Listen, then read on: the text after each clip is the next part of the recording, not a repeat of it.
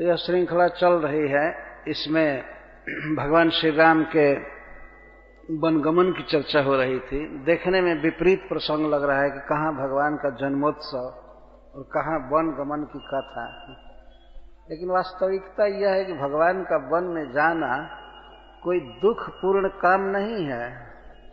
समस्त विश्व के मंगल के लिए वो वन जा रहे हैं। असुरों का वध करके देवताओं को, संतों को, गायों को, ब्राह्मणों को, सबको और सारी जनता को सुखी करना चाहते हैं। आपने सुना होगा शुरू में देवताओं ने किस तरह प्लान किया और माता सरस्वती को बाध्य किया मंथरा में कुमति भरने के लिए। तो यह जो वनगमन की लीला है, यह भी एक परम आनंद की लीला है। भले अयोध्या के कुछ लोगों को शोक हुआ, लेकिन भगवान के विषय में शोक होना भी एक आनंद है। जैसे राजा दशरथ के लिए कहा गया है, जीवन मरण फल दशरथ पावा। दशरथ जी जीने का फल तो पा ही गए, मरने का भी फल पाए। ऐसे ही मरना चाहिए। जियत राम विधु बदन निहारा, राम विरह करि मरण समारा। मरना तो सबको है ही, लेकिन भगवान राम का चिंतन करते हुए, उनके विरह में छटपटाते हुए मर जाए आदमी, इससे बढ़ करके सुंदर मृत्यु कुछ भी नहीं। राम विरह करि मरण समारा। सब लोग मरते हैं, लेकिन पता नहीं किसका किसका चिंतन करते हुए मरते होंगे। अंते या मतिसा गति, अंत में जो मति होती है वही गति प्राप्त होती है। तो राजा दशरथ जो इस तरह राम राम कहते हुए और राम के गुण स्वभाव लीला का चिंतन करते हुए मरे, तो यह दशरथ जी के जीवन का श्रृंगार है। यह बहुत बड़ा सुख है उनके लिए। भले देखने में लगता है कि अरे ये तो छटपटा करके मर गए राम के लिए, लेकिन यह बहुत सुख है। तो ये सोच करके आनंद से भगवान की कथा सुननी चाहिए, चाहे वनगमन की कथा हो अथवा विवाह की कथा हो अथवा रावण के वध की कथा हो। सारी कथाओं का एक जैसा महत्व है। तो हम लोगों ने भगवान राम की वनगमन लीला का आस्वादन किया था। उसका थोड़ा सा अंश रह गया है, मैं उसको पूरा कर रहा हूं। और श्री भगवान को चित्रकूट में सुव्यवस्थित करके तब कथा को विश्राम दिया जाएगा। ये प्रसंग आया था कि भगवान श्री राम अपने भाई लक्ष्मण और पत्नी सीता जी के साथ रास्ता चलते चलते थोड़ा थक गए, तो एक बट वृक्ष के नीचे रुके। बगल के गांव के लोग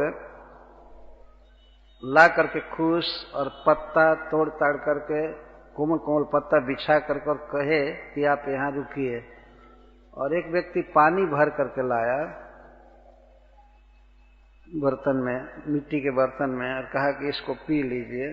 तो भगवान पिए और वहां बैठे। सब लोग घेर करके उनको देखने लगे। इसका वर्णन कल किया गया था। और इसके बाद शेष सर्वशेष में गांव की स्त्रियां सीता जी से कुछ प्रश्न करती हैं, बातें करती हैं। यह प्रसंग पूरा करके रोक दिया गया था। तो लगभग भगवान 1.5 घंटा रुके, 2 घड़ी विलंब किए उस वृक्ष के नीचे। तो तब ही लखन रघुबर रुख जानी, पूछे मगलोगन मृदुबानी। इसके बाद भगवान ने कुछ संकेत किया लक्ष्मण जी के तरफ। तो लक्ष्मण जी समझ गए, भगवान का रुख समझ गए कि भगवान अब चलना चाहते हैं, आगे बढ़ना है। तो रघुबर रुख जानी, भगवान श्री राम के रुख को जानकर लक्ष्मण जी ने पूछा कि आगे चित्रकूट के तरफ रास्ता कौन जाएगा। लक्ष्मण जी ने पूछा, पूछे मग लोगन मृदुबानी, लोगों से मृदुबाणी में लक्ष्मण जी ने रास्ता पूछा। सुनत नारी नर भय दुखारी, पुलकित गात विलोचन बारी। लक्ष्मण जी के रास्ता पूछने की बात सुनते ही नर और नारी सब दुखी हो गए। वो सोचने लगे हाँ ये दोनों चले जाएंगे। और पुलकित गात विलोचन बारी, उनके शरीर में पुलक हो गया और आंखों में आंसू भर आए दुख के मारे। मिटा मोद मन भय मलिने, विधि निधि दीन लेत जन छीने। मन का मोद मिट गया, ये बिल्कुल मलिन हो गया। और ऐसा लगा कि विधाता ने दिया हुआ धन तुरंत छीन लिया।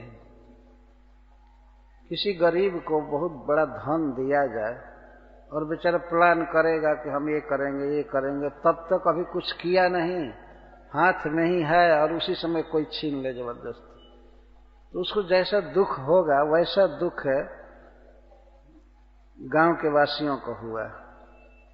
भगवान इस तरह सुख और दुख देते जा रहे हैं, परंतु वो दुख नहीं है। राम के विरह में, राम की चिंता करके जो शोक हो रहा है वह दर्शन के आनंद से भी बढ़ करके है। इस संसार में किसी के विरह में मरना यह बहुत भारी दुख है, लेकिन भगवान के विरह में रहना, रोना, कल्पना, ये बहुत बड़ा सौभाग्य है, यह सुख है। तो समुझि कर्म गति धीरज किन्हा, सोधि सुमग मग तिन्ह कहि दीना। तो धर्म की, कर्म की गति समझ करके सब लोगों ने धैर्य धारण किया और बताया कि ये रास्ता जाएगा।